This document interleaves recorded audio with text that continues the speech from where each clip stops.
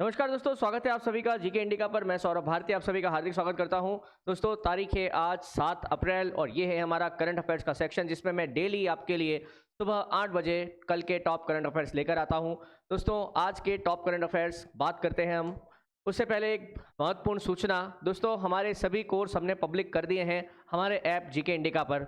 जाइए अभी और डाउनलोड कीजिए ऐप को और एंजॉय कीजिए बहुत सारे कोर्स, वो भी बहुत ही अफोर्डेबल प्राइस में। दोस्तों, अगर आप चाहते हैं कम समय में स्मार्ट स्टडी करना तो जीके इंडिका ऐप सिर्फ और सिर्फ आपके लिए है, जहां पर आपको मिलेंगे बहुत सारे टेस्ट पेपर और various course recorded and live दोनों फीचर्स के साथ। दोस्तों, आज की पहली बात करें, शिक्षा और पोषण को लेकर यूनेस्को की रिपोर्ट किस सम्मेलन में जारी की गई। दोस्तों, हाल ही में यूनेस्को ने पोषण विकास शिखर सम्मेलन में अपनी एक एनुअल रिपोर्ट जारी की। इसका उद्देश्य था अच्छा खाना सीखें। 27-28 मार्च 2024 को ये कहाँ प्रस्तुत की गई? फ्रांस में प्रस्तुत की गई। सरकारी स्कूल में भोजन की पहुंच और पोषण गुणवत्ता सुधारने का आग्रह किया गया है। वैश्विक स्तर पर सिर्फ 50% प्राथमिक छात्र ही स्कूली भोजन पाते हैं और इनमें से 27% बिना पोषण विशेषज्ञों की सलाह से तैयार होते हैं। दोस्तों, पोषण बच्चों को देना आजकल बहुत बड़ा टास्क हो गया है। हमारी ईटिंग हैबिट्स, हमारा खान पान पुराने जो हमारे बुजुर्ग थे उनसे बहुत ही ज़्यादा बदल गया है। इसी वजह से हमें उम्र के बहुत ही कम उम्र के पड़ाव पर भी बहुत भयंकर बीमारियों का सामना करना पड़ रहा है। बच्चों में आप देखिए आजकल तरह तरह के डिसऑर्डर, आंखों का कमजोर होना, शरीर में किसी पोषण तत्व की कमी रह जाना, ये सब आम बातें हो गई हैं। इस वजह से ये विचार किया गया। हाल ही में किस मंत्रालय ने रक्षा निर्यात से संबंधित रिपोर्ट जारी की है? दोस्तों, अभी हाल ही में केंद्रीय रक्षा मंत्रालय ने वित्तीय वर्ष 2024-25 में भारत का जो रक्षा बजट 23 रक्षा निर्यात 23,622 करोड़ रुपए तक पहुंच गया, इसके बारे में एक रिपोर्ट जारी करी। दोस्तों, जितने भी विकसित देश आप जानते हैं, France, Germany, England, USA, Canada, वो सब हथियार बेचने के दम पर ही इतने बड़े बन पाए हैं। दोस्तों, भारत भी अब इस दौड़ में अग्रसर है। पिछले वर्ष की तुलना में हमने 12.04% अधिक हमारा निर्यात किया, रक्षा निर्यात किया। सरकार का लक्ष्य 2029 तक इसे 50,000 करोड़ रुपए तक ले जाना है। इस वृद्धि में सार्वजनिक क्षेत्र ने 8,389 करोड़ और निजी क्षेत्र ने 15,233 करोड़ रुपए का योगदान दिया। प्रधानमंत्री अनुसूचित जाति अभ्युदय योजना पीएम अजय कब शुरू हुई थी? दोस्तों, पीएम अजय अनुसूचित जनजाति के अभ्युदय की ये योजना 2021-22 में शुरू की गई थी, है ना। अभी इस योजना के अंतर्गत 4,991 गांव को आदर्श ग्राम घोषित किया गया है। इसका उद्देश्य एससी समुदाय, है ना, हमारे जो अनुसूचित जाति के भाई बहन हैं, उन समुदायों को सामाजिक और आर्थिक विकास तक लेके जाना है। अभी तक 11,076 गांव आदर्श ग्राम घोषित हो चुके हैं, जहां पर इन्हें सोशल और फाइनेंशियल इंक्लूजन का बढ़ावा दिया जाएगा।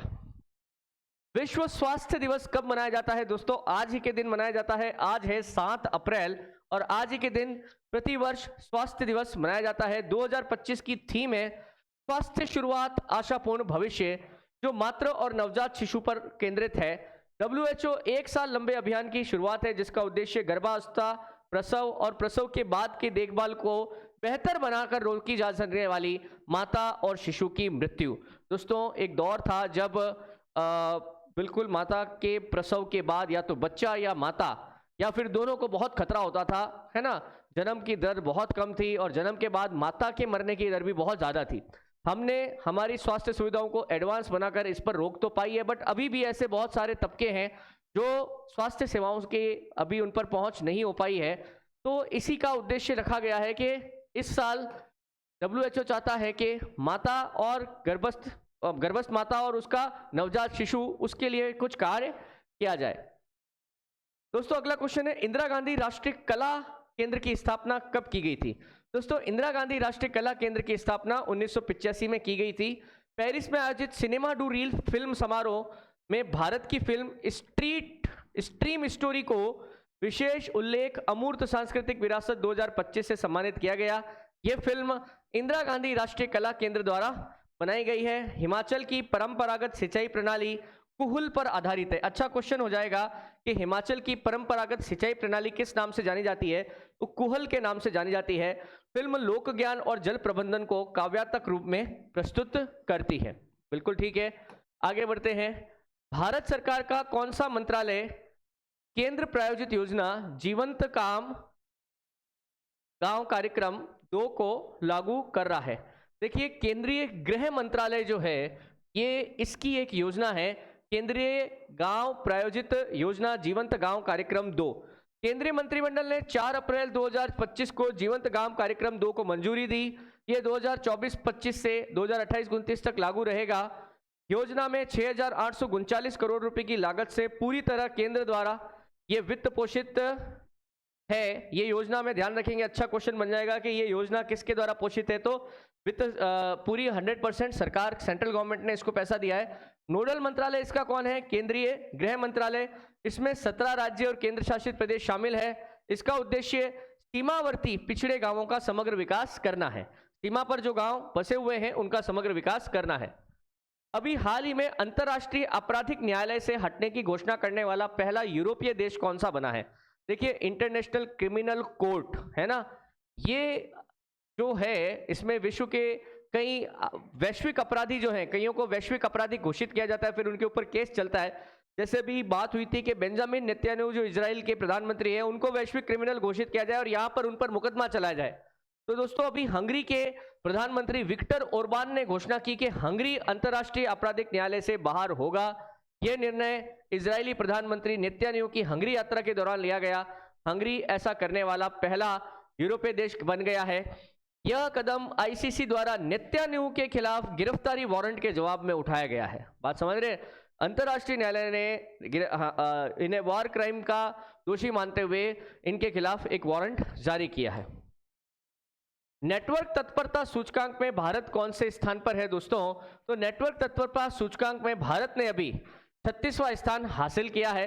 अंकटाड के अग्रणी प्रौद्योगिकी के तत्परता सूचकांक 2024 में भारत ने 36वां स्थान हासिल किया, जो कि 2022 में कौन सा था? 48वां था। यह आईसीटी, आरएनडी, औद्योगिक क्षमता और कौशल जैसे मानकों पर आधारित है।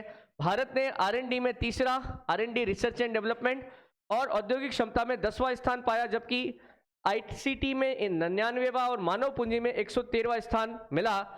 एआई के क्षेत्र में भी भारत तेजी से आगे बढ़ रहा है।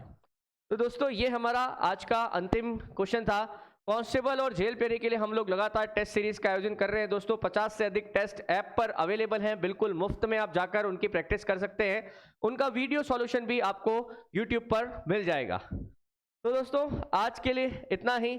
मिलूंगा कल फिर से सेम टाइम सुबह 8 बजे कल के नए करंट अफेयर्स के साथ। तब तक के लिए धन्यवाद। जय हिंद, जय भारत।